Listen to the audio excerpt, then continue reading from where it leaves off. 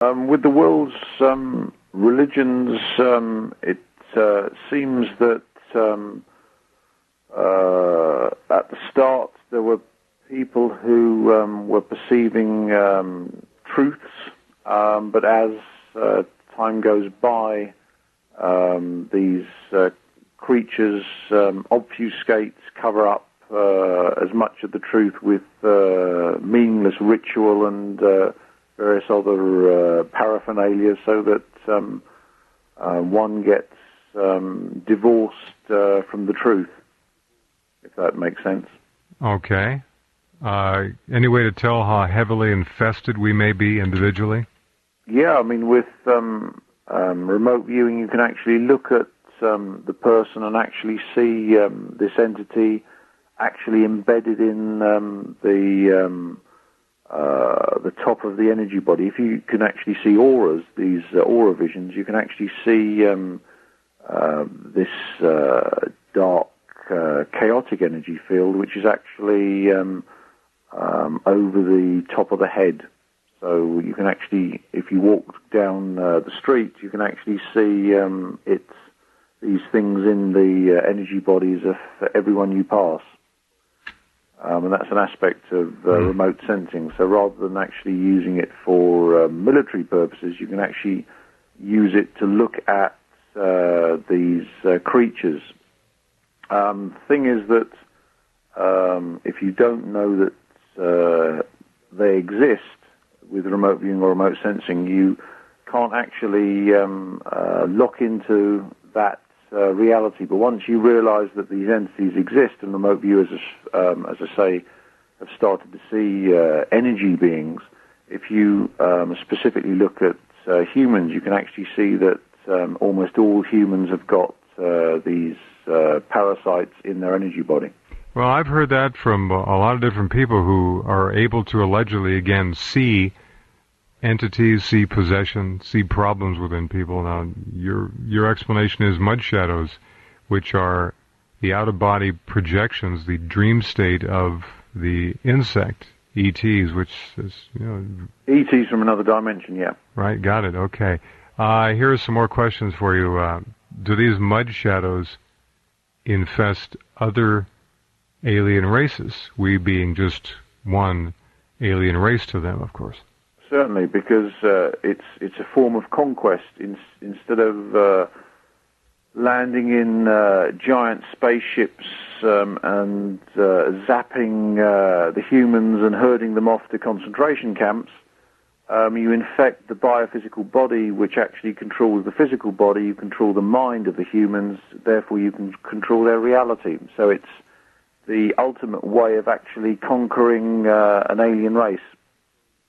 So it's the biophysical. If you think of remote viewing and psi warfare as the first primitive steps in humanity's access into biophysical warfare, what these insectiles practice is high-level psychic warfare, where you actually take over whole races, whole realities, and if you remotely view other realities, you can see that these things have taken over many different dimensions using exactly the same techniques.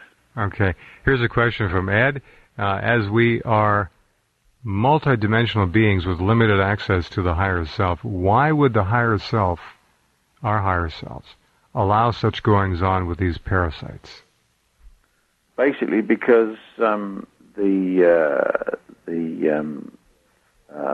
biophysical body, the higher self, has actually been trapped in an energy prison by these things, which are actually the vessels for this hive-like mentality is actually the possessed itself by the chaotic force, the so-called luciferic force, which actually has trapped human awareness in this awareness prison.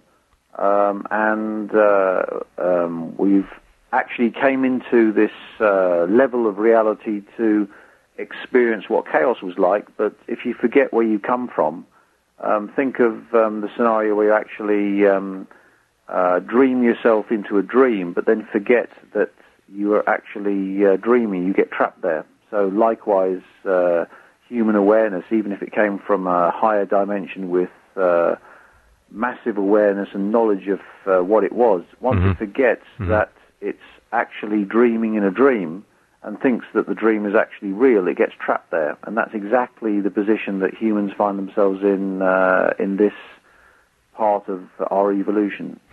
Okay, Pat in Portland, listening on Hot Talk, KOTK. Hello, Pat. Come on here and ask a question of Tim. Hi. I would like to know how an individual can protect themselves from these, quote, mudslingers.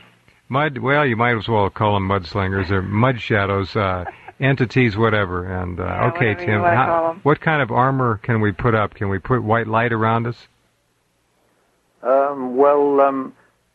If you stop talking to yourself, the internal dialogue, then they don't like that very much. And if you actually visualize this white light, this ordered force, call it the true source or whatever, coming into yourself, and visualize that constantly coming in, then it raises the frequency of the energy body, and since they're creatures of chaos, they then have to disengage from your biophysical body. You said something about stop talking internal dialogue? Yeah, because basically there are thoughts in your head all the time which you think is yourself talking to you, but actually that is the entity actually planting thoughts, words into your head all the time to keep you in the so-called zombie state. So when you think you're thinking to yourself, it's actually this entity which has taken over your mind. Even if it helps you? Sorry?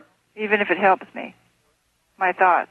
Like, I don't want you, Pat, to think that everything you think in your mind is coming from a mudslinger or mud shadow, because it's just not the case. We do have the ability to commune legitimately with ourselves, but I think what Tim is saying here is that there apparently is influence, in his view, from outside, and to separate the two, I think, is the real issue here. Yeah. So when I feel fear, then I know that's them talking. Well, when you feel fear, you're feeding them. They love that. Oh, okay. That's the net result of their alleged messing with you, because they like that. And if I continue to feel, and if it overwhelms me, then I know they're totally in control. Don't let them. Yeah, don't feed them. Don't let them win. In other words, you've seen the bumper sticker where it says "No fear."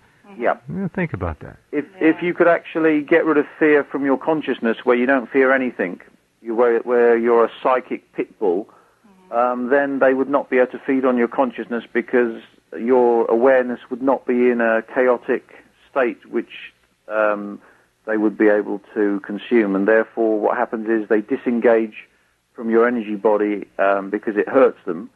And then you know instantly when they come back, because you know there's some foreign feelings, foreign thoughts, which you don't like. So once you've kicked them out, you can then realize when they try and get back in again. And with remote viewing, you can actually see them trying to actually physically get back into the biophysical body.